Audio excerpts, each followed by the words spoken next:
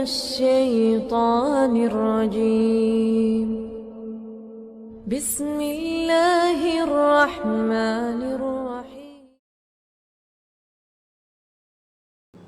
Saya punya 2 orang anak, masing-masing umur 9 dan 7 tahun. Alhamdulillah sudah terbiasa mengerjakan sholat, walaupun sering tidak lengkap 5 waktu.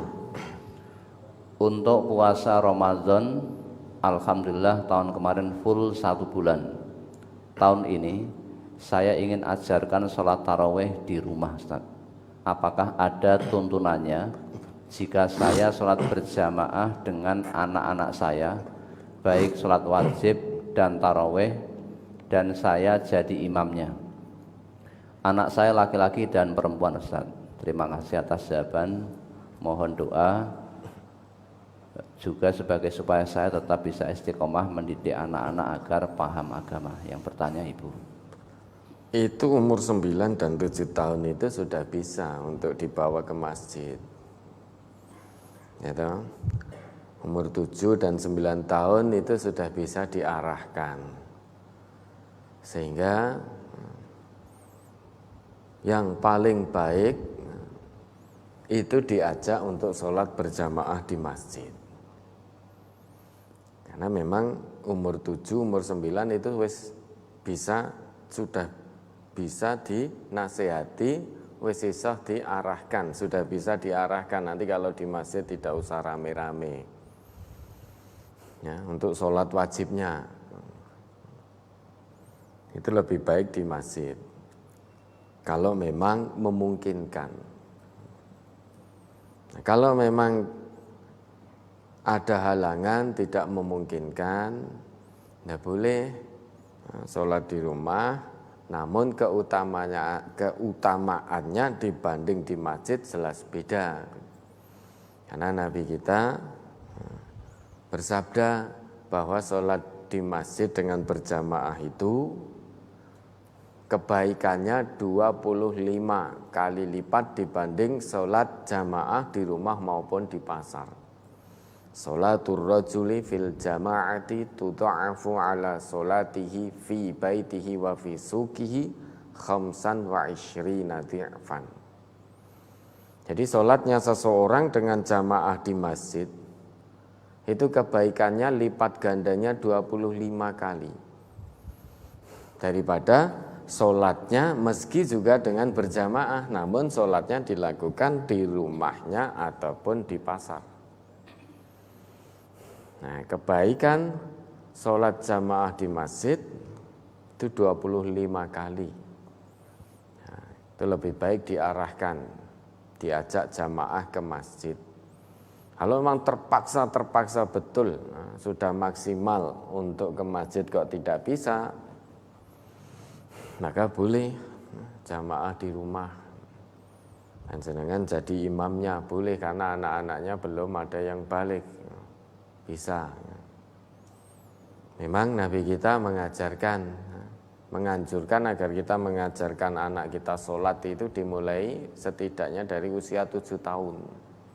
Ini isyarat bahwa 7 tahun itu sudah bisa diarahkan, sudah bisa dinasehati, sudah bisa diajari tata cara sholat yang benar.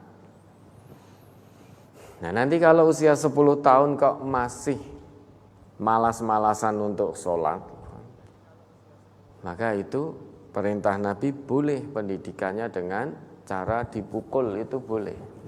Dipukul loh ya, orang diajar.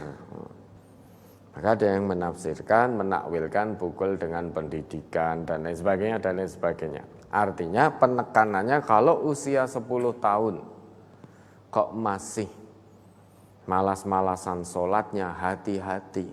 Karena masuk usia taklif itu, sudah mukallaf. Ada yang usia 10 sudah masuk usia mukallaf, beban-beban syariat sudah harus dijalankan. Kalau tidak sholat dosa. Kalau perempuan ditandai dengan haid, kalau laki-laki dengan ihtilam, dengan mimpi. Namun ada juga yang ihtilam itu di usia 12 atau 13 tahun. Berarti 10 tahun ini memang wanti-wanti betul. Kalau nanti 10 tahun masih meremehkan sholat, sebentar lagi dia masuk usia mukallaf, beban-beban syariat harus sudah dikerjakan. Kalau ditinggalkan berdosa. Maka penekanannya luar biasa. Nah, kalau usia 10 masih sulit untuk sholat, dikhawatirkan ketika masuk beban usia mukallaf,